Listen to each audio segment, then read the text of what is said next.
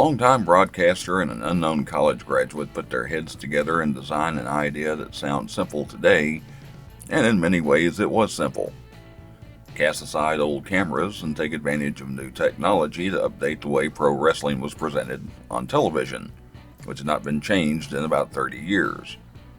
That's how it started for Bill Mercer and Mickey Grant, a conversation that would turn into a pro wrestling media revolution and briefly put the Dallas territory of the NWA in position to become the most powerful company in the business. At the time, they didn't even know if anyone would listen. Grant was a graduate of Southern Methodist University in Dallas, where he studied radio, film, and television. After getting a job at KBIL Radio in 1978, Grant eventually sat down with Bill Mercer, who was a sports anchor at the station. Mercer had a long career in broadcasting, having done play-by-play for both the Texas Rangers and Chicago White Sox, as well as the Dallas Cowboys, and was part of national news, working as a reporter during the assassination of President John Kennedy.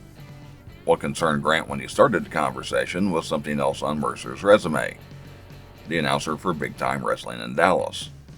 Grant wanted to make use of new handheld cameras to get closer to the ring and present the wrestlers as the stars they were meant to be.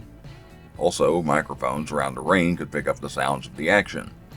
At that point, most wrestling programs only used 2 or 3 cameras, one of which was only used for interviews, with the action in the ring switching from a wide shot to a medium shot. As it turned out, Mercer was on the same page. It would be presenting wrestling more like an actual sporting event. Unfortunately, in the late 1970s, 2 guys in radio with an idea, even when one of them was a respected broadcaster, couldn't go very far in television on their own. Mercer did float the idea past big-time wrestling owner Fritz von Erich, but von Erich originally rejected the idea. With no funding or cooperation, Grant and Mercer tabled their plan, but they certainly didn't forget about it. In the early 1980s, Grant went to work for Channel 39 KXTX-TV in Dallas. During a meeting, the subject of a show that would guarantee high ratings with little cost was presented, and Grant snagged the opportunity to suggest pro wrestling. Now with a local television station behind him, Mercer and Grant again presented the idea to Fritz von Erich.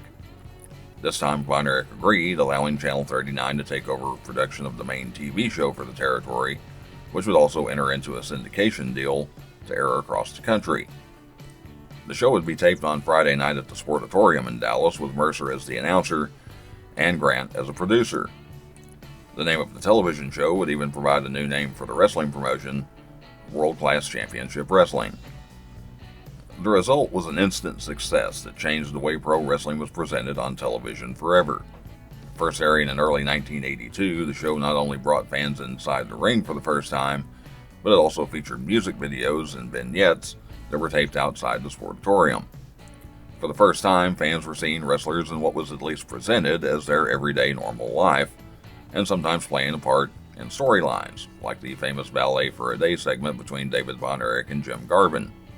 Mickey Grant even got in front of the camera briefly as Roscoe, the mascot for a newly turned babyface Bugsy McGraw. By the time 1983 rolled around, the beginning of the Von Erichs vs. Freebird feud shot the show and the territory to another level. For the blink of an eye, historically speaking, World Class Championship Wrestling was not only a nationwide success in the United States, but even became a phenomenon in Israel. At one point, Bill Mercer was the 4th most popular television personality in Israel, the top 3 being Kevin, Kerry, and David Von Erich. Other wrestling promotions took note as they began to mimic the world-class product. As Bill Mercer once said when asked about the show's ratings in the Northeast, it was obvious Vince was watching. As quickly as the success came, it all began to fall. While the show remained popular in Israel and in the U.S. for some time, the series of well-known tragedies and other factors surrounding World Class led to the merger between World Class and the Memphis-based CWA. That would become the USWA by the end of the 1980s. However, the mold Mercer and Grant created was still intact. The idea they put into motion is the foundation for the way the product today is presented.